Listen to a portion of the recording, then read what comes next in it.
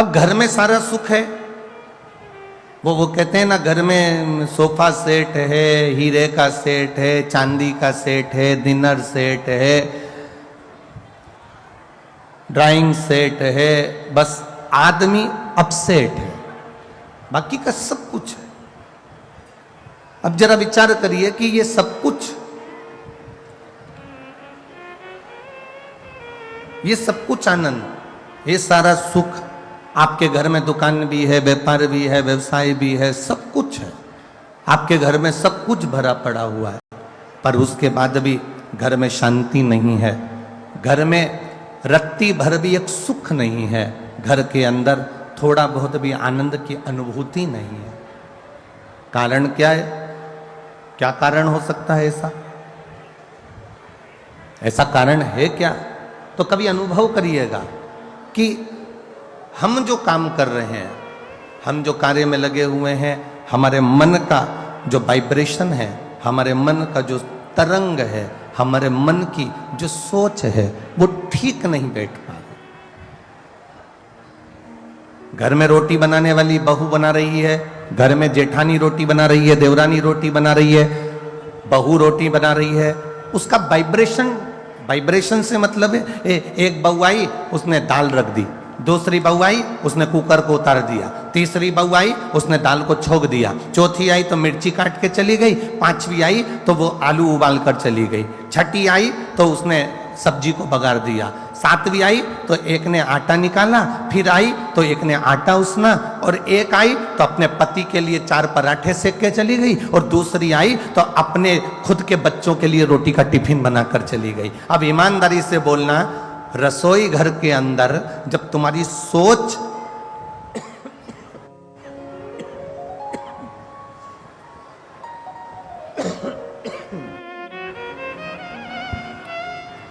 रसोई घर के अंदर जब तुम्हारी सोच ठीक नहीं है, रसोई घर के अंदर जब तुम्हारे विचार ठीक नहीं है, रसोई घर के अंदर जब तुम्हारी बुद्धि ठीक नहीं है, भोजन बनाने वाली बहुएं, बेटियां, माताएं जब भोजन बना रही हैं तो उनकी सोच केवल अपने पति को अच्छे पराठे खिला दूं, अपने बच्चों का अच्छा टिफिन बना दूं, दूसरे का मैं ऐसा काम कर दूं, और कोई ने आटा उसना, किसी ने दाल रखी, किसी ने दाल बगारी, किसी ने आलू उबाला, किसी ने खिचड़ी छोकी, ये भटकाया।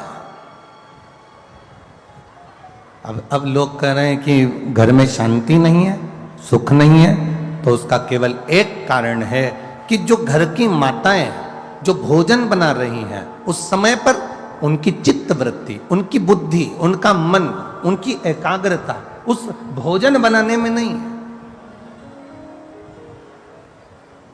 आप में से कितने लोग हैं, कभी मैनपुरी में कोई मंदिर का भंडारा हुआ हो तो आप लोगों ने पूरी सब्जी खाई हो? किस किस ने खाई है? जरा हाथ उठाओ, जरा खाई है? हमने भी खाई है हो? ऐसा नहीं कि नहीं खाई, कभी अनुभव करना। वो काशी फल की सब्जी, वो कद्दू की सब्जी, और इतनी मोटी मोटी पूड़ी, इतनी मोटी पूड़ी तुम्हारे घर में कभी नहीं बनी। इतनी ऐसी सब्जी, छिलके वाले कद्दू की, काशी फल की सब्जी तुम्हारे घर में छिलके वाली कभी नहीं बनी, पर भंडारे में वो छिलके वाली सब्जी बनती है, भंडारे में वो मिक्स वेज सब्जी बनती है, भंडारे में वो राम भाजी बनती है, भंडारे में मोटी मोटी पूड़ी बनती है। उसके बाद भी आप जब भोजन करते हो भंडारे का, वही भोजन अपने घर में जाकर बनाकर खाना, उसमें स्वाद नहीं आएगा, पर जो भंडारे में करा उसका स्वाद बढ़ जाता है। भंडारे के भोजन का स्वाद बढ़ गया, और तुमने जो घर में बनाया उसमें स्वाद नहीं आया। उसका कारण क्या था? उसका कारण क्या है? क्या हमारे घर में भोजन ठीक नहीं बनता? क्या हमारे घर में मसालों की कमी है? क्या हमारे घर में सब्जी की कमी है? क्या हमारे घर में वो तेल नहीं डलता जो भंडारे में डलता है? उसमें कोई चीज की कमी नहीं है। तुम्हारे यहाँ जो भोजन बन रहा है और मंदिर में जो भोजन बन रहा है, उसमें एक अंतर है मंदिर में जब भोजन बनता है, भंडारे का भोजन बनता है, तो हम ये भाव से बनाते हैं कि भगवान को भोग लगेगा। और घर में जो भोजन बनाते हैं हम इस भाव से बनाते हैं कि मेरे बच्चे का टिफिन अच्छा लगा दूं, मेरे पति के पराठे अच्छे बना दूं, उसके बाद जेठानी आएगी वो बनाएगी चली जाएगी, देवरानी आएगी वो अपना बनाएगी चली जाएगी, सास के लिए 4 रोटी सेक के रख देंगे। अब कोई सास से कहे कि तुम्हें भोजन क्यों नहीं भा रहा, कोई सास से कहे कि तुम रोटी नहीं खाती आजकल, तो सास कैसे कहे कि इस भोजन में स्वाद नहीं आ रहा, क्योंकि तुम प्रेम से देना भूल गई, तुम प्रेम का व्यवहार भूल गई और तुम प्रेम से बनाना भूल गई। जिस दिन तुमने करुणा, प्रेम, वात्सल्यता से ये भोजन सिद्ध करा, उस दिन उस भोजन में अपने आप शुद्धता का भाव आएगा, सुंदरता का भाव आएगा और उसमें स्वाद बढ़ता चले जाएगा। क्या है ऐसा शिव पुराण में? दुनिया के लोग ये इतनी तेज कड़कड़ाती हुई धूप पड़ रही है, गर्मी पड़ रही है, लोगों को देखो अपने अपने घर से छाता लेकर आए हैं, चादर का टुकड़ा लेकर आए हैं, कोई कोई पन्नी लगा कर बैठा हुआ है, भोजनशाला का टेंट भरा पड़ा है, उसके पास में एक टेंट और लगाया वो भरा पड़ा हुआ, पूरे ग्राउंड में कहीं जगह नहीं है। और जितने लोग ग्राउंड में हैं उतने रोड की जो दुकानें भरी पड़ी हुई हैं, उस दुकानों के अंदर कहीं ना कहीं पेड़ों की छांवों में जहां जहां जगह मिल रही है लोग बैठे हुए हैं। क्या है शिव पुराण में? शंकर की कथा में ऐसा क्या तत्व है? शिव की कथा में ऐसा क्या रस तत्व है?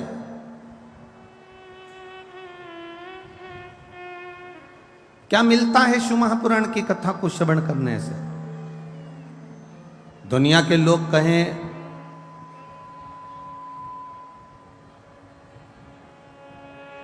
कि भगवान शंकर के पास में कुबेर का खजाना है,